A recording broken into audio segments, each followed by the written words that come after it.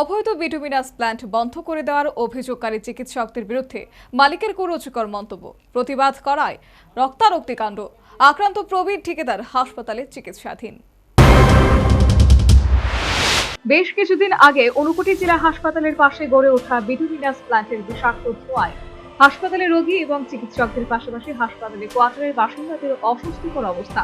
বারবার এই অস্বস্তিকর পরিস্থিতির কথা জানিয়েও এই অবৈধ বিটুমিনাস প্ল্যান্ট বন্ধ না হওয়ায় সংশ্লিষ্ট সাধারণের মধ্যে ক্ষোভ বিক্ষোভ। সর্বশেষ সংশ্লিষ্ট কোয়ার্টারের আবাসিক তথা চিকিৎসক ও স্বাস্থ্যকর্মীদের দুর্বিষহ জীবনের কথা জানিয়ে সংবাদ মাধ্যমের সামনে তাদের অসহায়ত্ব প্রকাশ। শেষ পর্যন্ত নিউজ ভ্যানগার্ডে প্রকাশিত খবরের জেরে আব্দুল মান্নানের এই অবৈধ বিটুমিনাস প্ল্যান্টটি প্রশাসনিকভাবে অনির্দিষ্টকালের জন্য বন্ধ করে দেওয়ার ঘটনায় এখন গোটা ঊনকোটি জেলাবাসীর মুখে মুখে। এবার এই ঘটনার জেরে রক্তাক্ত হলেন কতিপয় স্থানীয় সাধারণ ও জনৈক প্রবীণ ঠিকাদার। এই বিটুমিনাস প্ল্যান্টটি বন্ধ করে দেওয়ায় এর মালিক আব্দুল মান্নান জেলা হাসপাতালে চিকিৎসকদের বিরুদ্ধে অশ্লীল কটূক্তি করেছেন বলে অভিযোগ। এই অভিযোগের ভিত্তিতে স্থানীয় কতিপয় ঠিকাদার সংঘবদ্ধভাবে মঙ্গলবার আব্দুল মান্নানের বাড়িতে কৈফিয়ত তলব করতে যান, যদিও তখন আব্দুল মান্নান বাড়িতে ছিলেন না। এই সময় সংঘবদ্ধ ঠিকাদাররা আব্দুল মান্নানের বিরুদ্ধে স্লোগান দিতে থাকেন। এর মধ্যে হঠাৎ করে ঘটনাস্থলে এসে আব্দুল মান্নান ও তার পরিবারের অন্যান্য সদস্যরা ঠিকাদারদের উপর দাঁত ও লাঠি দিয়ে হামলা চালায় বলে অভিযোগ। এই আক্রমণে স্থানীয় প্রবীণ ঠিকাদার তেরা মিয়া ও আরো একজন আহত হন। আহতদের ঊনকোটি জেলা হাসপাতালে নিয়ে যাওয়া হলে তাদের সেখানে চিকিৎসা চলছে।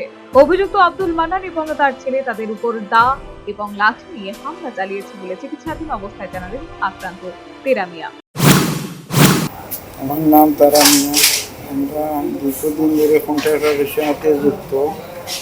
আমরা কয়েকজন কন্ট্রাক্টর মিলিয়া গেছি। কয়েকদিন আগে ডাক্তারটা তার প্লেন বন্ধ করছে, রোগীরার অসুবিধা ওর দেখিয়া তারা এটা বন্ধ করছে। এরপরে ডাক্তারদের যে গালাগালি করছে, গালাগালি করাতে যখন রোগীরারে সুস্থ সেবা দেন না, এরপরে তার লোকে গেছি আমরা কথা হওয়ার লাগে যে বইয়ে এটা সমাধান করিয়া যাতে সুস্থভাবে হল চলতে পারি।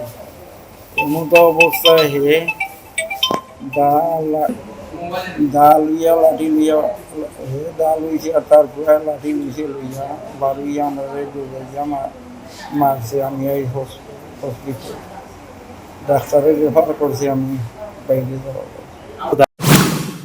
তিনি আত্মরক্ষা করতে চেয়েছিলেন, তা করতে গিয়ে নিজে আক্রান্ত হয়েছিল বলে চিকিৎসাধীন অবস্থায় জানালেন অভিযুক্ত আব্দুল মান্নান।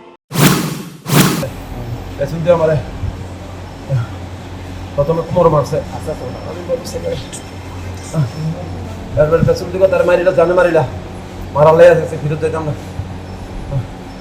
মোটরসাইকেল দিয়ে টান দিয়ে যাইতে আমার বাড়ির ফারুক মামার ও আরো প্রতিবেশী যারা মহিলারা প্রথম দৌড় দিয়ে যাই তারা আক্রমণ করছে। করতে আমার ছেলে আর আমি প্রথম একটা বাড়িতে ঘরের থেকে দাওয়া নিয়ে বাড়ি আমরা আত্মরক্ষা নিয়ে বাড়িছি।